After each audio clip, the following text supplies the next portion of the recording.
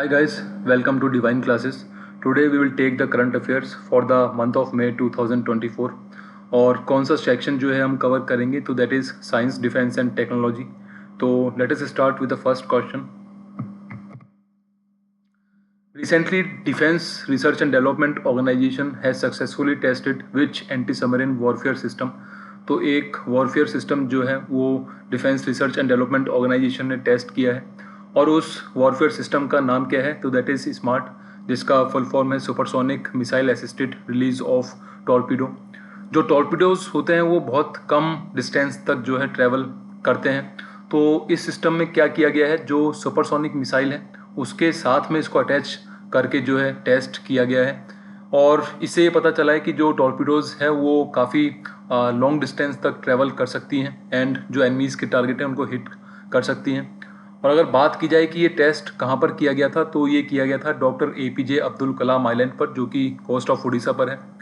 और अगर बात करें कि जो ये स्मार्ट सिस्टम है इसमें कितने कंपोनेंट्स हैं, तो एक तो इसमें 2 स्टेज सॉलिड प्रोपल्शन सिस्टम है, उसके बाद इलेक्ट्रोमैकेनिकल एक्चुएटर सिस्टम है and third one is precision inertial navigation system.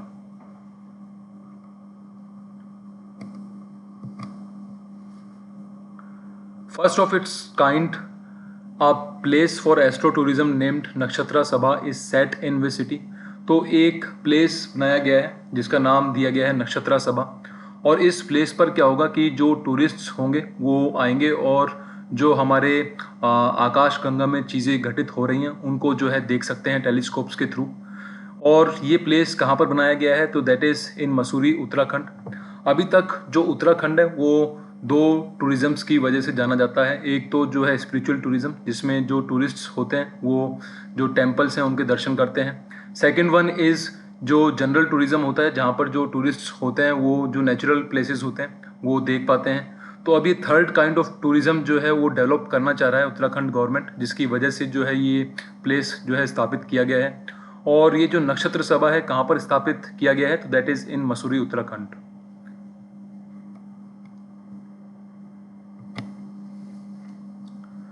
Which 2 organizations have collaborated on defense technology projects? तो जो डिफेंस टेक्नोलॉजी प्रोजेक्ट्स हैं उनके लिए अब कौन से 2 ऑर्गेनाइजेशंस हैं जो वर्क करेंगे. तो एक तो defence research and development organisation है, दूसरा IIT भुवनेश्वर है. जो defence research and development organisation है बहुत ही इंपॉर्टेंट इस्टेब्लिशमेंट है. ये कई बार जो है क्वेश्चंस में टर्म आता है, तो इसका जो इस्टेब्लिशमेंट ईयर है वो भी आपको याद होना चाहिए. तो कौन से ईयर में जो है DRDO को इस्टेब्लिश किया गया था तो इन द ईयर 1958 जो है इसको इस्टेब्लिश किया गया था. और अगर बात करें जो ये 2 ऑर्गेनाइजेशंस हैं ये किन किन फील्ड्स में जो है रिसर्च करेंगे तो वो हैं इलेक्ट्रॉनिक्स वॉरफेयर, AI सर्विलियंस और power systems and radar systems.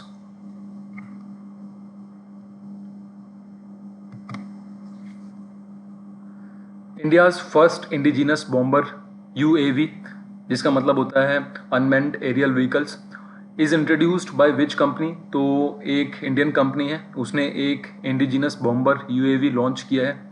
और कौन सी कंपनी है वो तो that is flying wedge defence. और इस अनमैन्ड एरियल व्हीकल का नाम क्या दिया गया है तो दैट इज़ FWD-200B. और ये कितने किलो के जो है पेलोड उठा सकता है UAV तो दैट इज़ 100 kg. और ये जो UAV है कम्प्लीटली जो है डिज़ाइन किया गया है इंडिया में एंड जो इसकी मैन्युफैक्चरिंग हुई है वो भी जो है कम्प्लीटली इंडिया में ही हुई है.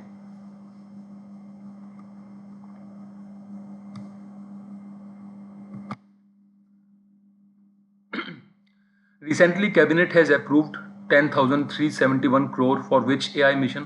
तो एक AI मिशन जो है इंडिया ने लॉन्च किया है और उस AI मिशन के लिए जो हमारा कैबिनेट है उसने 10,371 crore जो है फंड्स रिलीज़ करने की सोची है. तो उस AI मिशन का क्या नाम है तो that is India AI mission.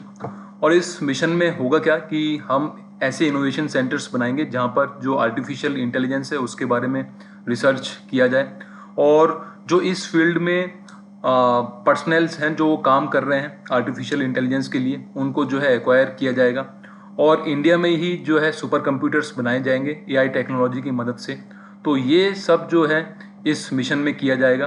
ठीक है। और इस मिशन को जो है इम्प्लीमेंट कौन सी एजेंसी करेगी, तो एक एजेंसी है जिसका नाम है इंडिपेंडेंट बिजनेस डिवीजन।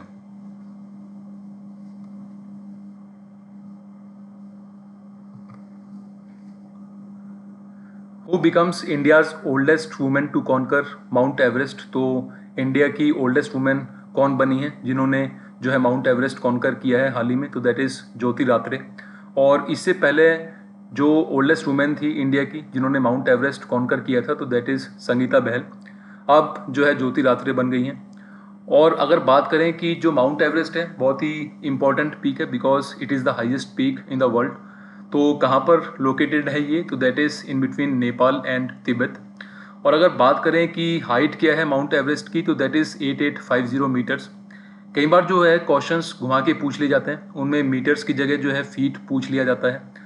तो अगर फीट्स में बात करें तो माउंट एवरेस्ट की हाइट क्या है, तो that is 29,035 feet.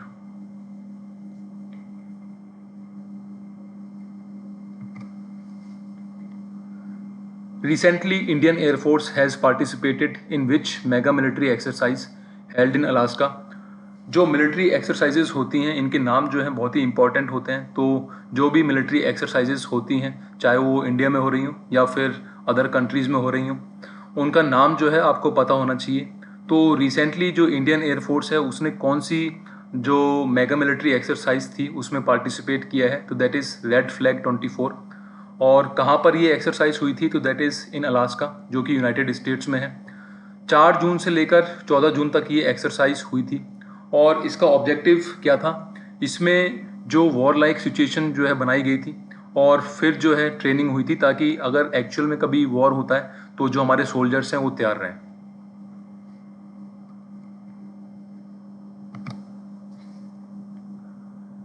India remains at what position in producing solar energy in the year 2023 world wide. तो जो इंडिया की पोजीशन रही है जो सोलर एनर्जी प्रोड्यूस करने में, तो वो क्या रही है इन द ईयर 2023 में, तो दैट इज़ थर्ड। और इसने पीछे किसको किया है, तो दैट इज़ जापान। अगर बात करें टारगेट की, तो इंडिया ने एक टारगेट सेट किया है कि वो बाय 2030 50% जो इलेक्ट्रिसिटी है वो सोलर एनर्जी से प्रोड्यूस करेगी या फिर नॉन फॉसिल फ्यूल से जो है प्रोड्यूस करेगी। ठीक है, बिकॉज जो कन्वेंशनल सोर्सेज हैं एनर्जी प्रोड्यूस करने के, उनसे काफ़ी पॉल्यूशन होता है। और अगर बात करें ऑर्डर क्या है, जो सबसे ज़्यादा सोलर एनर्जी प्रोड्यूस कर रहा है वो कौन सी कंट्री है, तो दैट इज़ चाइना। उसके बाद यूएसए आता है, फिर थर्ड नंबर पर अब इंडिया हो गया है एंड फोर्थ नंबर पर जो है वो जापान चला गया है।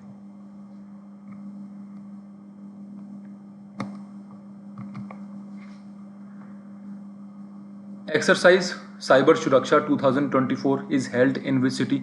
तो ये एक्सरसाइज हुई है न्यू दिल्ली में। और ये एक्सरसाइज हुई क्यों थी, इसमें जो इंडियन आर्मी है उसने जो है ये रिप्रेजेंट किया है कि अगर कोई भी जो है उनके सिस्टम्स में जो साइबर अटैक करता है तो किस तरीके से जो है वो अपने आप को प्रिवेंट कर सकता है। तो इस एक्सरसाइज का ये मेन ऑब्जेक्टिव था। और इस एक्सरसाइज में चीफ गेस्ट कौन रहे हैं, तो that is CDS general Anil Chauhan. जो हमारे एग्जाम्स होते हैं उनमें इंपॉर्टेंट पर्सनैलिटीज़ के जो है नाम भी पूछ लिए जाते हैं, तो ये जो नाम है आपको याद होना चाहिए। उसके बाद हमारे चीफ ऑफ इंडियन आर्मी कौन है, तो that is general Manoj Pande. Chief of Indian air force कौन है, air marshal Vivek Ram Chaudhari. Chief of Indian navy कौन है, तो that is admiral R Hari Kumar.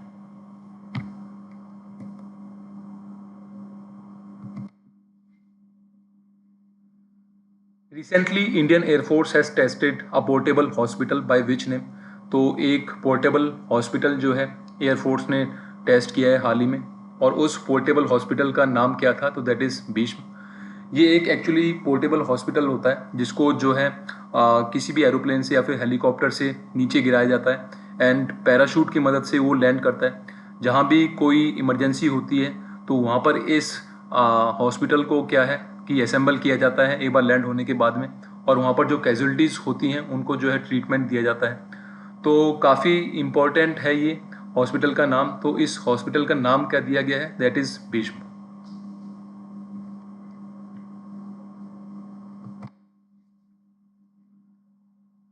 Recently, which tech company has launched advanced personal computers by the name Copilot Plus? तो Microsoft जो है उसने एक पर्सनल कंप्यूटर लॉन्च किया है हाल ही में, और उस पर्सनल कंप्यूटर का क्या नाम दिया गया है, दैट इज़ कोपायलट प्लस। और ये जो पर्सनल कंप्यूटर्स हैं ये आर्टिफिशियल इंटेलिजेंस टेक्नोलॉजी से लेस हैं, और इसमें एक बहुत ही इंपॉर्टेंट फीचर है, दैट इज़ रिकॉल फीचर। इससे होगा क्या कि जो भी आपने पास्ट डेज में कोई भी एक्टिविटी की होगी उसको आप आसानी से जो है सर्च कर सकते हैं। ठीक है, जैसे ही आप जो है बोलेंगे इस कंप्यूटर को, तो वो जो पास्ट डेज में आपने एक्टिविटीज़ की हैं वो आपकी स्क्रीन के सामने आ जाएंगी। तो बहुत ही इंपॉर्टेंट फीचर है, एंड एआई टेक्नोलॉजी से तो ये लेस ही है। और बात करें कि क्या नाम दिया है माइक्रोसॉफ्ट ने इसे, तो दैट इज़ कोपायलट प्लस।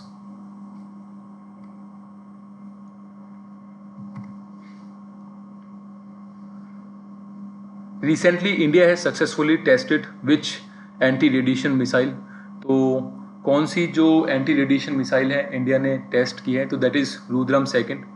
और एंटी रेडिएशन मिसाइल क्या होती है, ये जो एनिमीज़ के रडार्स होते हैं और जो कम्युनिकेशन सेटअप्स होते हैं उनको जो है ये मिसाइल डिस्ट्रॉय करती है, ताकि जो हमारे एयरक्राफ्ट्स हैं वो ईजिली फ्लाई कर सकें और उन्हें कोई डिटेक्ट ना कर सके।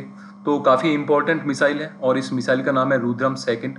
ठीक है, और इसको किस जो है फाइटर एयरक्राफ्ट से टेस्ट किया गया है, तो दैट इज़ सुखोई 30 MKI। और कहाँ पर इसको टेस्ट किया गया था, तो that is off the coast of Orissa. और किसने जो है इसको डेवलप किया है, मतलब किस ऑर्गेनाइजेशन ने जो है इस मिसाइल को डेवलप किया है, तो that is defence research and development organisation.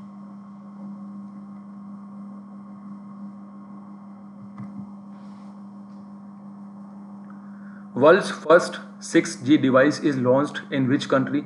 तो बहुत ही इंपॉर्टेंट टेक्नोलॉजी है, बिकॉज अभी टिल डेट जो 5G टेक्नोलॉजी है वो हम यूज़ कर रहे हैं। तो अब जो है 6G टेक्नोलॉजी इस कंट्री ने जो है लॉन्च की है, तो वो कौन सी कंट्री है, तो दैट इज़ जापान।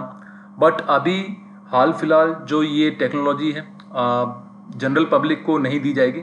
अभी हाल फिलहाल जो है ये बड़े बड़े ऑर्गेनाइजेशंस जो हैं, जैसे मिलिट्री हो गई या फिर हॉस्पिटल्स हो गया या फिर कोई बड़ा ऑर्गेनाइजेशन है, वहाँ पर यूज़ की जाएगी, because it is expensive till date. और अगर बात करें कि डाटा ट्रांसमिशन की रेट क्या रहती है 6G टेक्नोलॉजी में, तो that is 100 gigabits per second.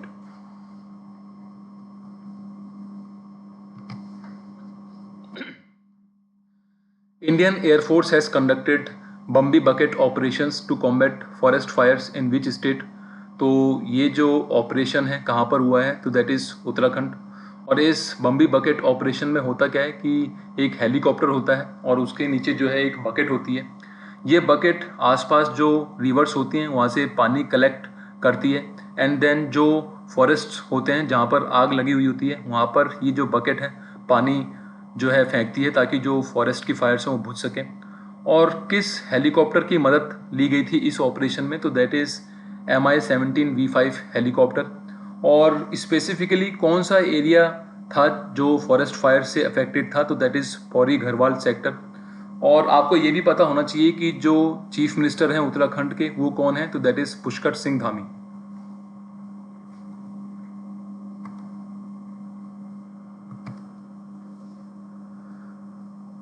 Which is the first country to lose all its glaciers. तो कौन सी कंट्री है जो अपने सारे ग्लेशियर्स जो है लूज कर चुकी है, तो दैट इज़ वेनेजुएला। ग्लेशियर्स मतलब हिमखंड। और इसका रीज़न क्या है, तो रीज़न है global warming and the accumulation of green house gases.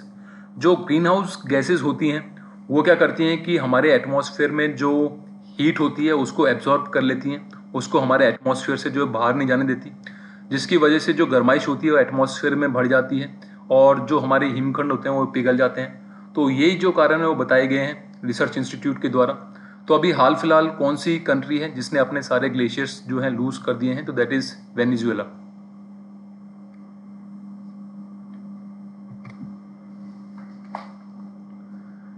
Recently, Reserve Bank of India has launched which portal for the citizens and entities to take approvals online। तो एक पोर्टल तैयार किया है रिजर्व बैंक ऑफ इंडिया ने also, और उस portal का नाम क्या है, दैट इज़ प्रभा पोर्टल। इस पोर्टल से होगा क्या कि अगर आपको कोई भी रेगुलेटरी अप्रूवल लेना है तो आप इजीली जो है ऑनलाइन जाकर अप्रूवल ले सकते हैं रिजर्व बैंक ऑफ इंडिया से। तो कौन सा पोर्टल है ये, तो that is Prabha portal.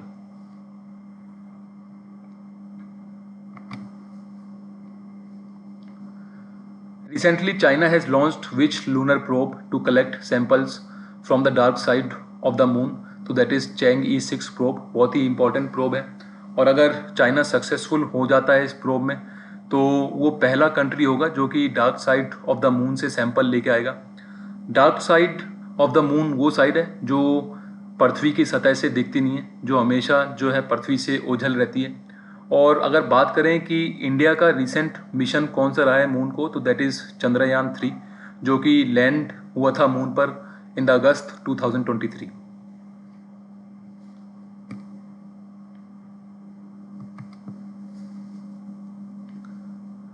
World's first 3D printed space rocket engine is developed by which name? तो ये अग्निबाण के नाम से जो है लॉन्च किया गया है। ठीक है, ये चेन्नई बेस्ड स्टार्टअप है, और ये जो इंजन है ये एक 3D प्रिंटेड जो है इंजन है। और जो 3D प्रिंटेड इंजन्स होते हैं उनकी खासियत क्या होती है कि ये जो पार्ट्स होते हैं ये पार्ट्स के रूप में असेंबल नहीं किया जाता। ये एक वन पीस इंजन होता है जो कि 3D प्रिंटिंग टेक्नोलॉजी से बनाया जाता है। और अगर बात करें कि जो ये अग्निकुल है ये सेकंड प्राइवेट कंपनी होगी जो कि अपना रॉकेट जो है लॉन्च करेगी। और अगर बात करें कि फर्स्ट प्राइवेट स्पेस एजेंसी कौन सी है जिसने जो है अपना रॉकेट ऑलरेडी स्पेस में भेज दिया है, तो दैट इज़ स्काईरूट एरोस्पेस, और उसके रॉकेट का नाम क्या था? तो दैट इज़ विक्रम। ठीक है, और जो अग्निकुल है इसका एक खुद का रॉकेट लॉन्च पैड भी है, और किस नाम से है वो लॉन्च पैड? तो दैट इज़ धनुष।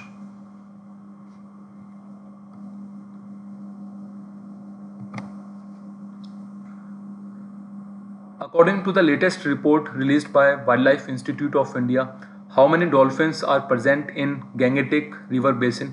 तो जो गैंगेटिक रिवर बेसिन है इसमें कितनी डॉल्फिन्स हैं हाल फिलहाल according to wild life institute of India? तो दैट इज़ मोर देन 4000। और आपको ये भी पता होना चाहिए कि जो डॉल्फिन है वो हमारा नेशनल एक्वेटिक एनिमल है, और कब से इसको नेशनल एक्वेटिक एनिमल डिक्लेयर किया हुआ है इंडियन गवर्नमेंट ने?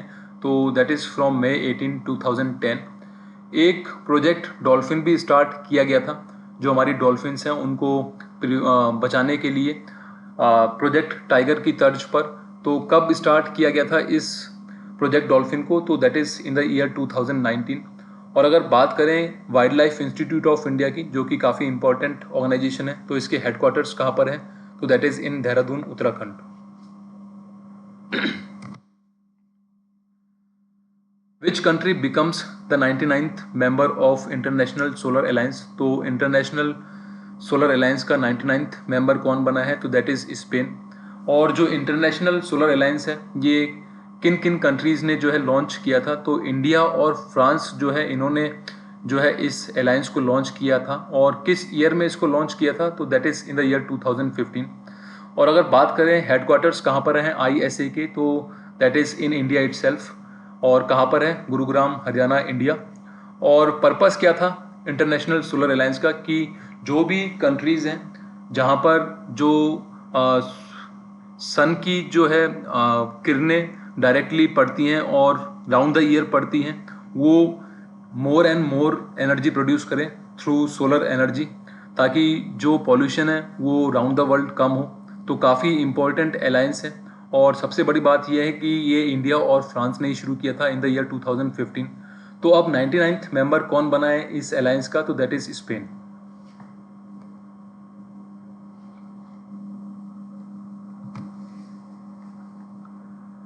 Recently cyclone रेमल impacted which part of India? तो ये जो चक्रवात है रेमल ये इसने किस पार्ट को हिट किया है इंडिया के? तो that is bay of Bengal.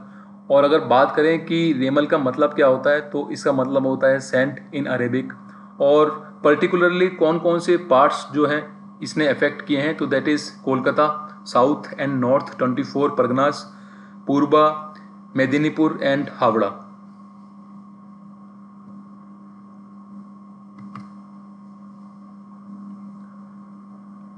Recently, Indian Army and Indian Air Force has conducted an exercise in Punjab by which name? तो ये एक और एक्सरसाइज जो है कंडक्ट हुई थी, और इस एक्सरसाइज का नाम क्या था? तो दैट इज़ गगन स्ट्राइक 2। और इंडियन आर्मी की तरफ से जो है किसने पार्टिसिपेट किया था इस एक्सरसाइज में, तो दैट इज खरगा कॉर्प्स, ठीक है। और जो इंडियन एयरफोर्स है उनके किन किन एरियल व्हीकल्स ने इस एक्सरसाइज में पार्टिसिपेट किया था, तो that is ALH-WSI helicopters, unarmed aerial vehicles, ठीक है, जो इसमें यूज़ किए गए थे। और एक एयरक्राफ्ट है जो कि बहुत ही इंपॉर्टेंट एयरक्राफ्ट है जिसका नाम है अपाचे, उसने भी जो है इस एक्सरसाइज में पार्टिसिपेट किया था।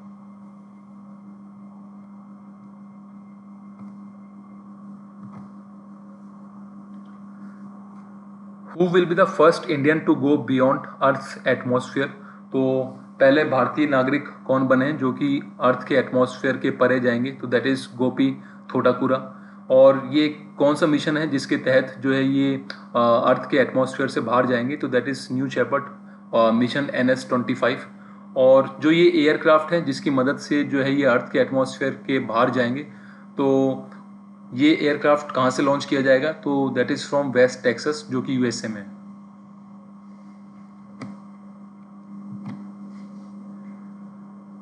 Recently Indian army has received which air defence system from Russia, तो रशिया से हमने एक एयर डिफेंस सिस्टम जो है अभी लिया है। और कौन सा एयर डिफेंस सिस्टम है वो, तो दैट इज़ ईगला-S। ये एक very short range air defence system है, मतलब जो सोल्जर्स हैं वो अपने शोल्डर पर इस सिस्टम को रख के मिसाइल लॉन्च करेंगे। तो ये एक short range air defence system है। और टाइप ऑफ सिस्टम क्या है, जैसा कि मैंने आपको पहले बताया कि पोर्टेबल मिसाइल सिस्टम है, मतलब जो सोल्जर्स हैं वो अपने कंधे पर रख के इस सिस्टम को जो है मिसाइल्स लॉन्च करेंगे।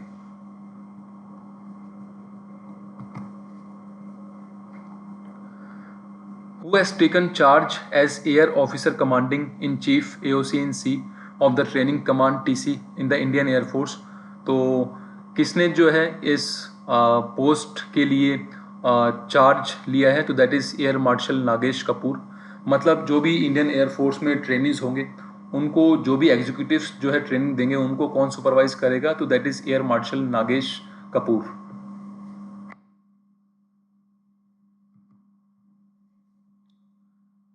Who is that Indian origin astronaut who is set for third space mission by NASA, तो थर्ड स्पेस मिशन होगा इनका ये।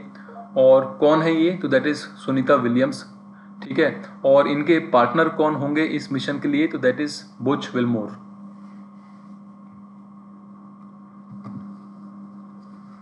सो गाइज ये कुछ क्वेश्चंस थे इस सेक्शन में से। Thank you and keep watching my videos.